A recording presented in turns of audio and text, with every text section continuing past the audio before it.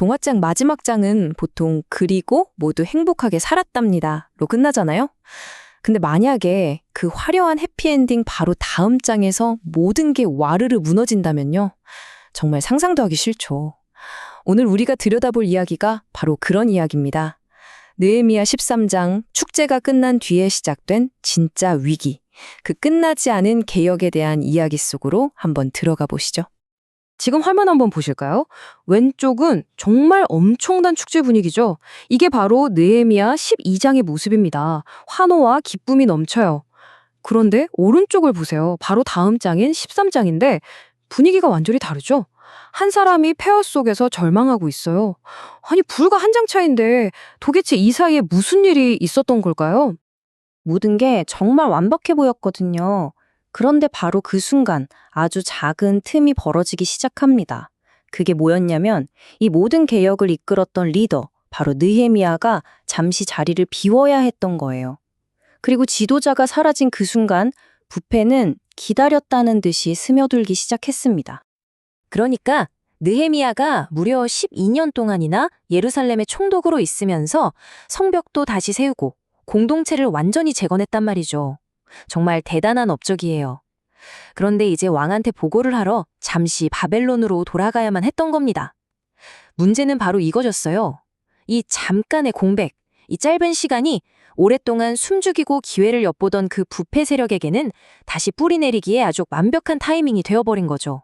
자, 그럼 느헤미야가 돌아와서 마주한 첫 번째 충격적인 장면으로 넘어가 볼까요? 이건 그냥 실수를 좀 했다, 이런 수준이 아니었어요. 이건 명백한 배신이었습니다. 여러분, 한번 상상해 보세요. 오랜만에 돌아온 예루살렘인데 그가 문을 열고 딱 마주친 첫 번째 광경이 과연 뭐였을까요? 정말 기가 막힌 일이 벌어져 있었던 거죠. 바로 이겁니다. 성경 구절에 그 충격적인 진실이 그대로 나와 있어요. 당시 성전의 모든 것을 책임지는 사람, 그러니까 대제사장 엘리야십이 누구한테 방을 내줬냐면 하필이면 그들의 원수, 숙적인 도비아에게 성전 안의 방을 떡하니 내줬다는 겁니다. 와, 여기서 도비아가 대체 누구길래 이렇게까지 놀라는지 우리가 확실히 알아야 해요. 이 사람은 그냥 옆 동네 사람이 아니에요. 예루살렘 성벽 재건을 시작할 때부터 니네가 뭘 할 수 있겠냐면서 계속 조롱하고 어떻게든 회방 놓으려고 했던 바로 그 반대파의 핵심 인물이었단 말입니다. 근데 진짜 더 기가 막힌 건요, 그 방이 어떤 방이었냐는 거예요. 그냥 창고 같은 빈 방이 아니었습니다. 그곳은 백성들이 하나님께 드린 아주 소중한 헌물들, 11조, 그리고 성전에서 쓰는 거룩한 그릇들을 보관하던 말 그대로 성전의 심장부 같은 곳이었어요. 그런데 대제사장이 개인적인 관계 때문에 이 신성한 공간을 원수에게 그냥 넘겨줘 버린 거죠. 이 말도 안 되는 광경을 본 느헤미야 어떻게 했을까요? 대화를 시도하거나 협상을 하거나 전혀요. 그는 망설이지 않습니다. 바로 그 자리에서 아주 단호하고 신속하게 정화 작업을 시작해버립니다. 그의 행동은 딱 3단계로 정리할 수 있어요. 첫째, 추방. 도비아의 가구구 뭐고 할 것 없이 싹 다 방 밖으로 내던져 버립니다. 둘째, 정화. 더러워진 그 방을 예법에 따라 깨끗하게 정결케 하라고 명령하죠. 그리고 마지막 셋째, 복원. 원래 그 자리에 있어야 했던 성전의 기물들과 헌물들을 다시 가져다 놓습니다. 그야말로 1%의 타협도 없는 아주 강력한 조치였죠. 그런데 말이죠, 이게 끝이 아니었어요. 성전 방 하나 더럽혀진 게 문제가 아니었던 겁니다. 이 작은 타협 하나가 도미노처럼 번져서 공동체 전체 시스템을 무너뜨리고 있었던 거죠. 이 성경 구절을 보면 당시 상황이 얼마나 심각했는지 바로 알 수 있어요. 백성들이 11조를 안 내기 시작한 거예요. 그러다 보니까 어떻게 되겠어요? 성전에서 일하던 레위인들, 창현대원들, 이분들이 먹고 살 길이 막막해진 겁니다. 그래서 결국 성전을 다 떠나서 자기 밭을 하러 돌아가 버린 거죠. 한마디로 예배 시스템이 완전히 올스톱된 겁니다. 이 표를 보시면 한눈에 정리가 되죠. 자, 문제가 뭐였죠? 백성들은 11조를 안 내고, 그래서 레위인들은 성전을 떠나고, 이걸 관리할 시스템은 아예 없었어요. 완전 총체적 난국이었죠. 여기에 대한 느헤미야의 해법은 정말 명쾌했습니다. 먼저 책임자인 관리들을 불러다 엄청나게 꾸짖어서 11조를 다시 걷게 만들고요. 그리고 흩어졌던 레위인들을 다시 불러 모아서 제자리로 돌려놓습니다.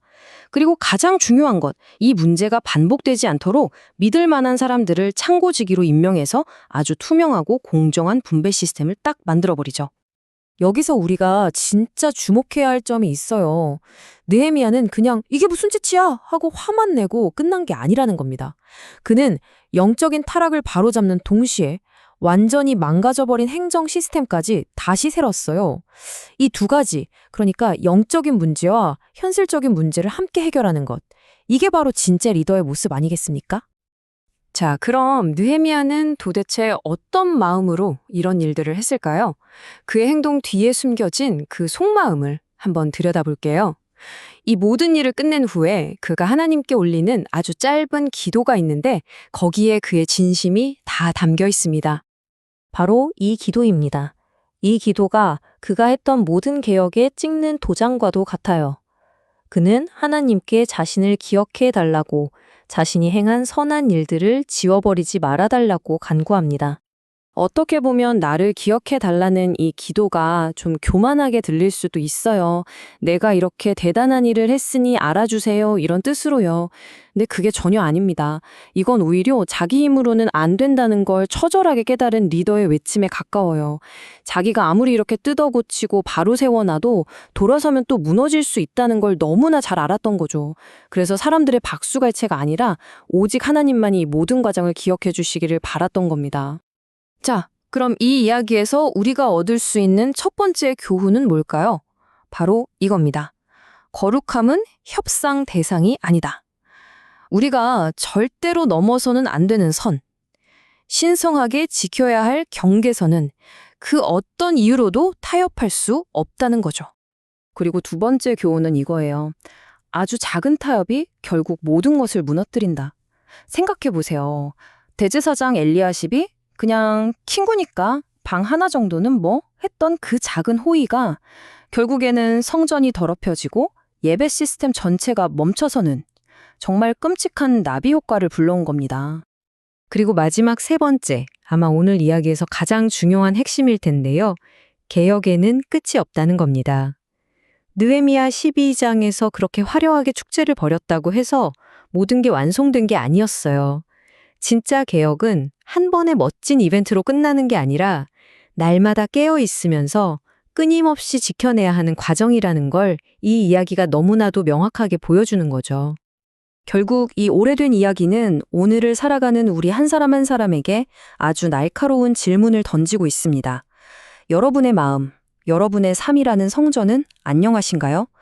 혹시 이 정도는 괜찮겠지 하면서 세상의 가치관 혹은 나 자신의 욕심이라는 도비아에게 슬쩍 문을 열어준 공간은 없으신가요?